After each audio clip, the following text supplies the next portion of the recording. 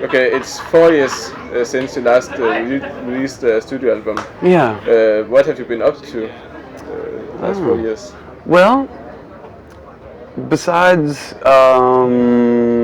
raising a family and having more children, that's a good example of life getting in the way of your music life or whatever.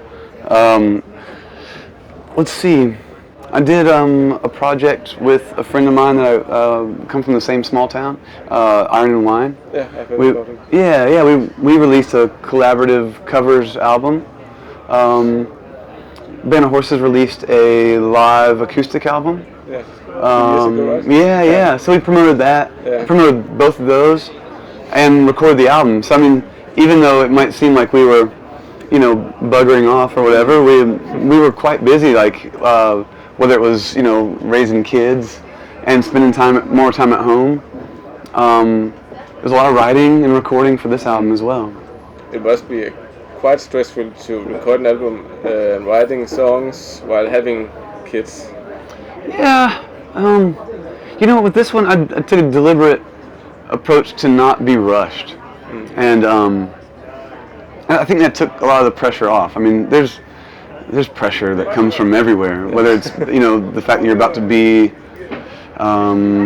criticized again, or judged by the court of your peers, basically. There's pressure there, but by taking a deliberately slow cooking approach to the album, that allowed the benefit of wisdom, like with time, that also helped make the album feel like it was going in the right direction.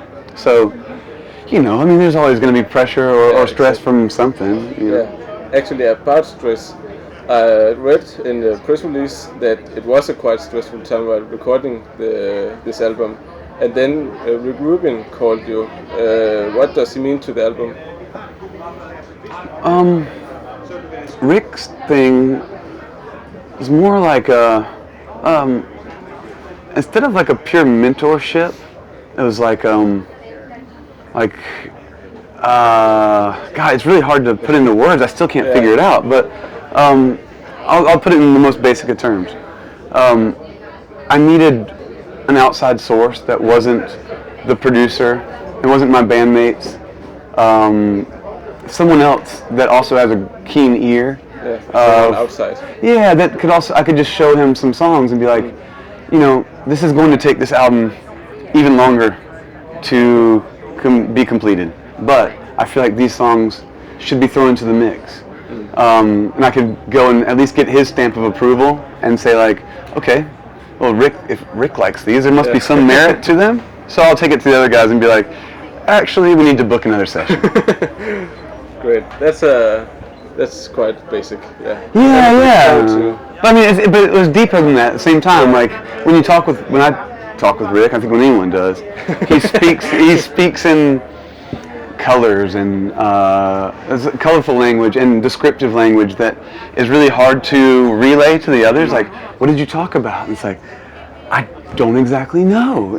It's like you're almost, you got a good sense of a boost of confidence and of maybe not even for yourself, but just like believing in music again, whether it be as from a listening standpoint or from a making it creation standpoint. It's really hard to relay. Been there. But you have to be there. Yeah. But either way, he did give me a shot in the arm of a confidence boost to be like, these songs are good and you should explore them. What has changed since the debut album, and why are you okay? Well, we're a lot uglier. Maybe we're more mature. Hard to say if I know we're more mature now. There's a greater sense of, at least for me, I feel like more of a all for one for all, instead of just focusing on my own stuff, like whether it's the family at home or the family out here. I think there's a greater sense of community that's more important than me all the time. Great. And what inspired you when you were writing the new album? Oh, everything. It could be a conversation with some friends at a bar, you know, like when I finally do escape my house at home, like going and sing friends at home that don't work in any music industry, some are like construction workers or just different lines of work, like hearing the everyman speak about their day or something, like a funny story or something that's bothering them. It could be like the way people put words together that'll like just like light a fire and be like, ooh, that's interesting, explore that later.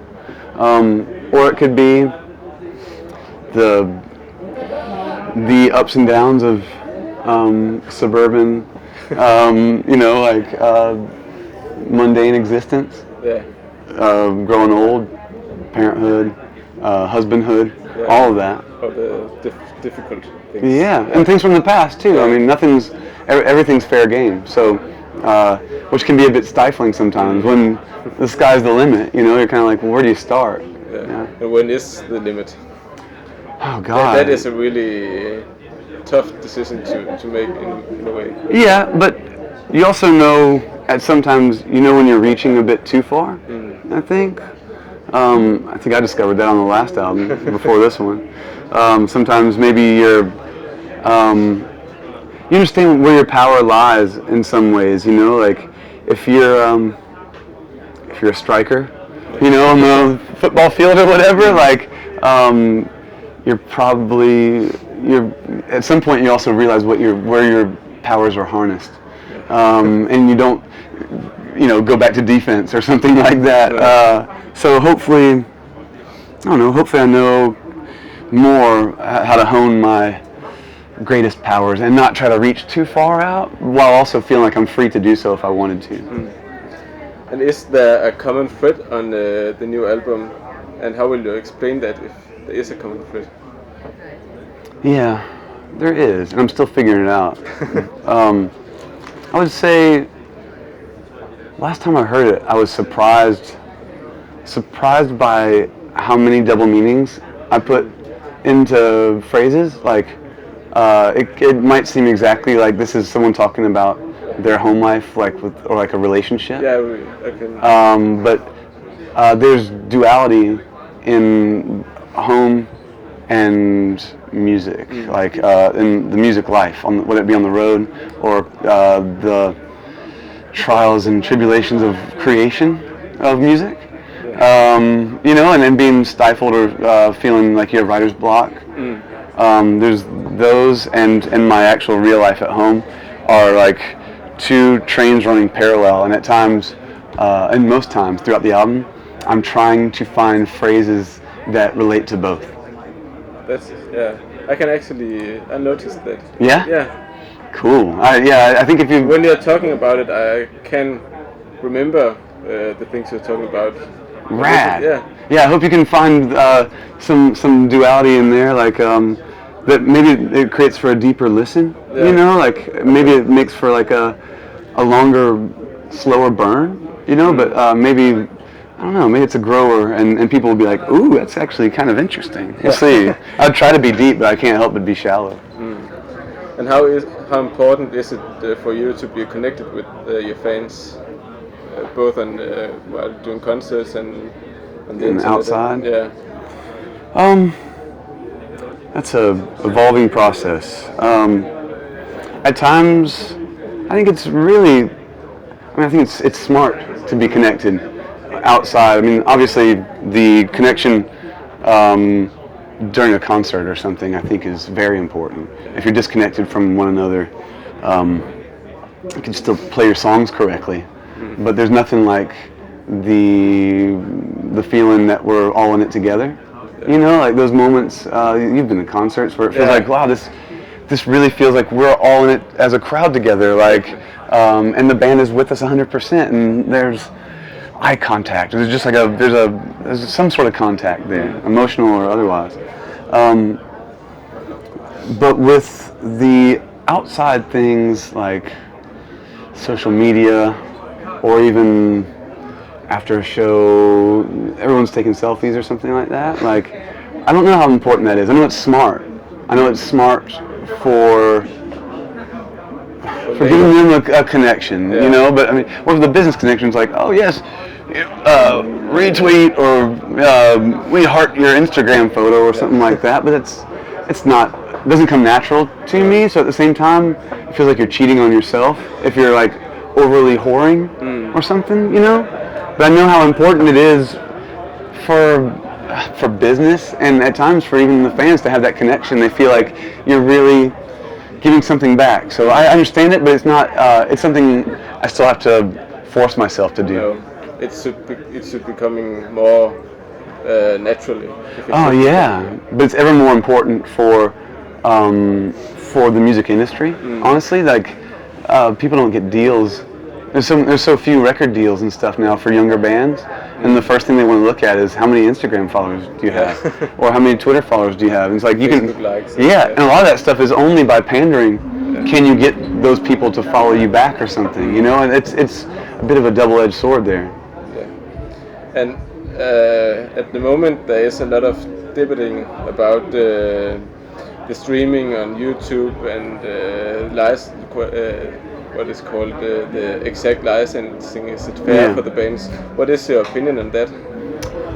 My opinion on that, and I understand both sides of it, and I would say, I mean, I've always felt like however you get a band into someone's ears, any way you can get that platform to people, whether it's illegal downloads, streaming, or a digital store, the radio, licensing through commercials or films, TV.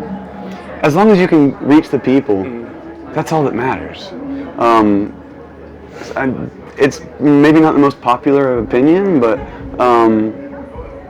I figure even if people download it illegally, if they like it, they're going to come around to a show. Yeah, exactly. And instead of the $10.99 you might have made on the iTunes or whatever, Amazon, Google, well, if they bought a ticket to the show, that was probably like $35.